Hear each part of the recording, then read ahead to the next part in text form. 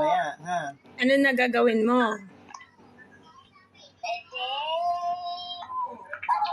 Yay! Matutulog lang? Aga-aga pa po? Ano ka muna? Pahinga ka muna. Kasi, Muni-muni. Opo, beef yung kinain mo eh. Tapsilog po yun. Matagal po yung matunaw. Ano ka muna? Pahinga. Sige na, mami. Paalam Babay na na kami. po kami ni Daddy. Kasi papasok na po kami sa work. Sige na, bye-bye po. Bye-bye, JC. Love you. Miss you, Mama. Chuk-chuk. Ingat. Bye-bye. Love you po. Sige na po, love you po. Bungi.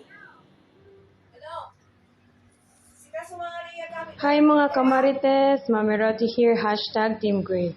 So dyan ko sisimulan ang A Day in My Life ni Mami Roti. So nag-start yan sa syempre kape.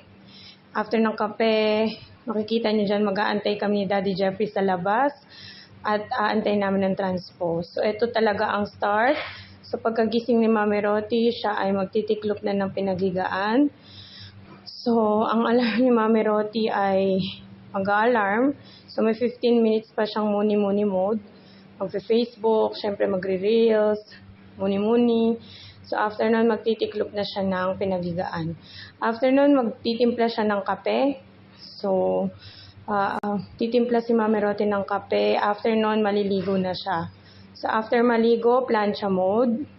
So talagang in sequence siya kasi pagoda massacre si Mami Roti at pagong si Mami Roti. So magpa-plancha na siya ng isang uniform para lalagay niya sa backpack.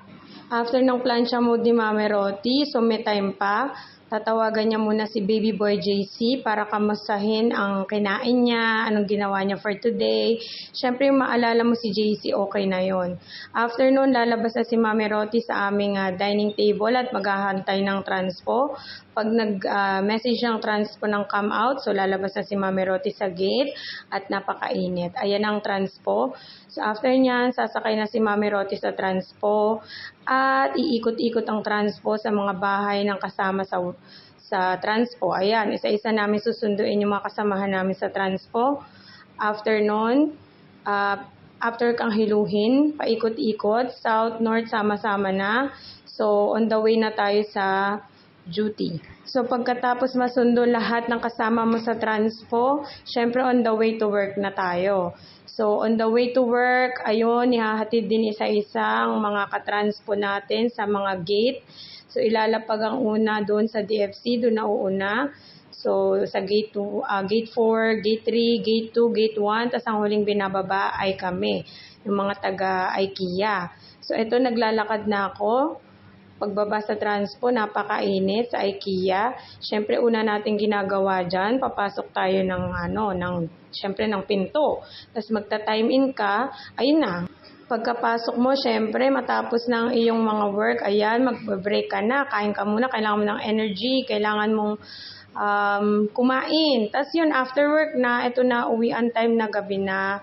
So, after ng work, whole day, ang sarap tingnan ng gabi na parang kalmado at ikay maglalakad na papunta sa transpo mo. And that's it for today's A Day in My Life ni Mami Roti. That's it for today's video. Always take care. God bless. Bye. Always follow, subscribe, and